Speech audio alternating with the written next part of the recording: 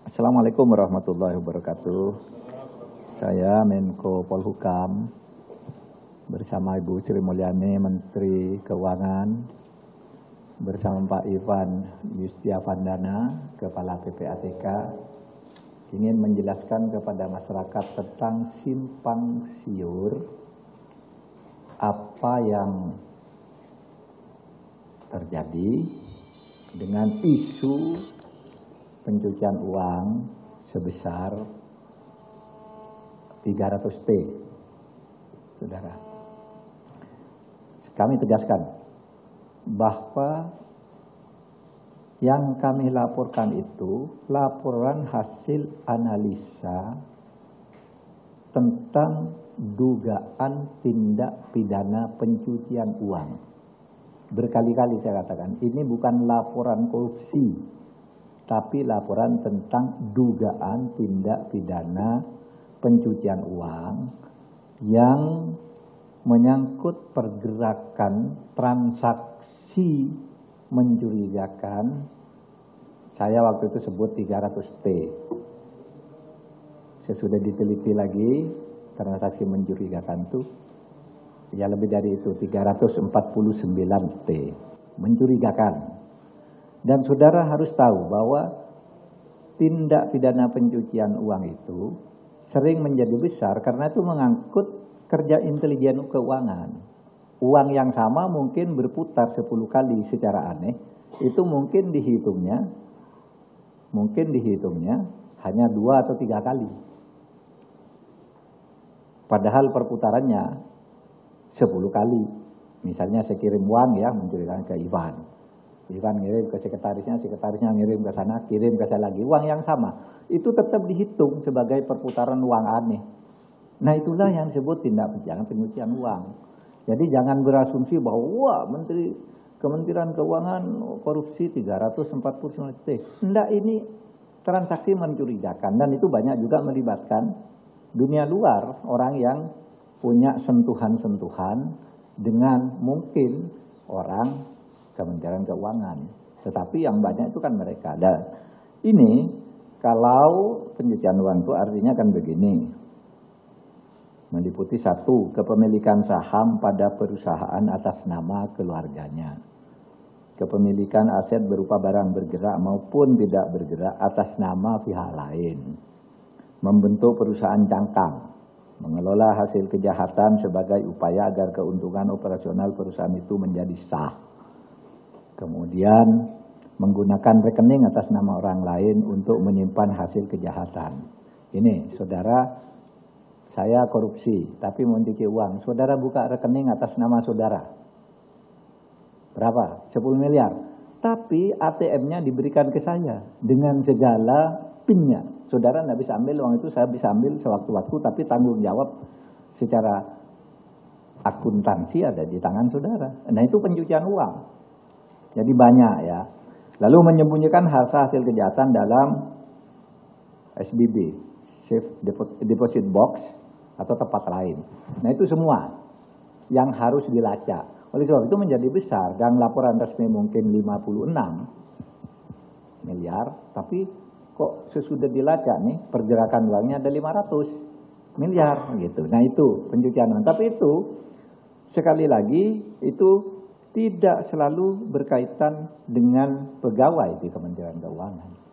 Itu mungkin yang ngirim siapa, yang ini siapa, dan seterusnya, dan itu bukan uang negara. Nah saudara, sebab itu dari penjelasan itu secara singkat ingin saya sampaikan tadi akan disampaikan oleh Bu Sri Mulyani, tapi saya ingin menyampaikan kesepahaman kami bersama bahwa yang kita bicarakan itu, yang saya dan Pak Ivan PPATK sampaikan dan Bu Sri Mulyani juga mengomentari, menjawab bahwa ini adalah laporan pencucian uang.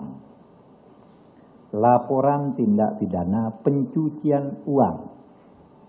Ya. Memang jumlahnya besar.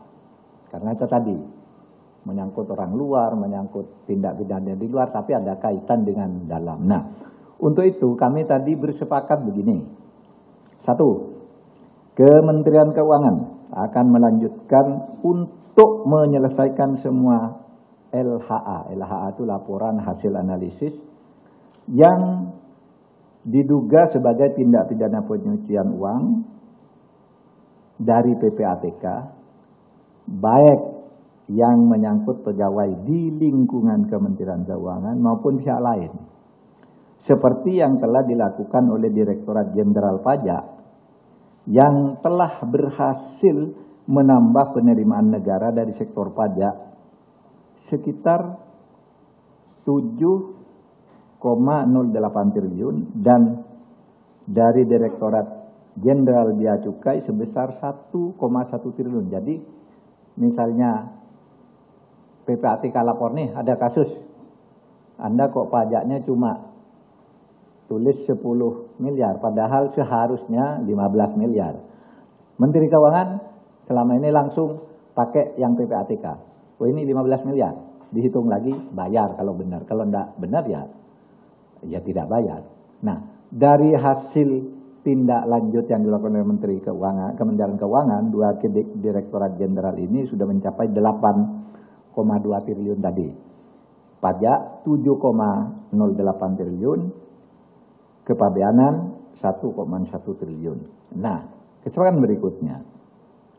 Apabila nanti dari laporan pencucian uang itu ditemukan alat bukti terjadinya tindak pidana, maka LH tersebut akan ditindaklanjuti dengan proses hukum oleh Kementerian Keuangan sebagai penyidik tindak pidana asal. Ya, jadi nanti Kementerian Keuangan akan ditindaklanjuti. Korupsinya sudah oke, sudah selesai. Tapi sudah ada yang masuk penjara, uangnya udah dirampas, sudah itu. Tapi ini tindak pidana pencucian uangnya ini akan ditindaklanjuti, yang mana ditemukan alat bukti nanti akan disidik oleh Kementerian Keuangan sebagai penyidik, PPNS penyidik di bidang pajak dan kepabeanan. Atau mungkin saja nanti diserahkan ke aparat penegak hukum lainnya, penyidik lainnya, yaitu polisi atau jaksa atau KPK. Itu kesepakatannya. Saudara, Komite Koordinasi Nasional Pencegahan dan Pemberantasan Tindak Pidana Pencucian Uang akan melakukan evaluasi terhadap LHA yang diduga TPPU dan telah dikirim oleh PPATK kepada aparat penegak hukum untuk mengoptimalkan penerapan Undang-Undang Nomor 8 Tahun 2010 tentang tindak pidana pencegahan tindak pidana pencucian uang. Jadi beginilah, memberantas korupsi itu lebih gampang kalau mau. Korupsi ini ukurannya jelas, merugikan keuangan negara, memperkaya diri sendiri, melawan hukum, itu udah korupsi. Memperkaya diri sendiri atau orang lain atau korporasi itu udah korupsi. Tapi pencucian uang lebih bahaya. Kalau saya korupsi, nerima suap 1 miliar, di penjara selesai, itu gampang buktinya. Tapi bagaimana uang yang masuk ke istri saya? Itu mencurigakan, dilacak oleh Kementerian, oleh PPATK. Bagaimana dengan sebuah perusahaan atas namanya itu tidak beroperasi, misalnya warung makan tidak beroperasi, tapi omsetnya 100 miliar. Padahal nggak ada yang beli, nggak ada yang jaga juga, hanya ada nama mak warung. Nah itu yang disebut diduga. Saya katakan sejak awal, diduga pencucian uang, dan ini bukan korupsi, tapi pencucian uang dalam dugaan. Nah, saudara, kita membuat undang-undang tindak pidana pencucian uang itu dalam rangka itu mencari yang lebih besar dari korupsi, karena itu sebenarnya itu lebih besar kalau diburu, bisa lebih besar dari hasil pidana korupsi pokoknya, gitu loh. Nah, ini bagian dari yang dilakukan oleh PPATK sesuai dengan tugas undang-undang. Saya, Ketua Komite, Bu Sumilyani anggota, Menteri Pak Airlangga Hartanto perekonomian juga wakil, dan seterusnya, semuanya berkewajiban melaksanakan ini. Jadi saya kira dari sini sudah jelas, ya, dari sini sudah jelas.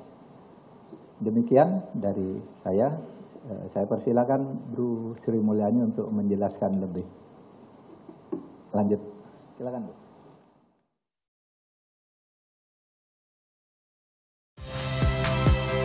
Saya Nitya Anissa. Saksikan program-program Kompas TV melalui siaran digital, pay TV, dan media streaming lainnya. Kompas TV, independen, terpercaya.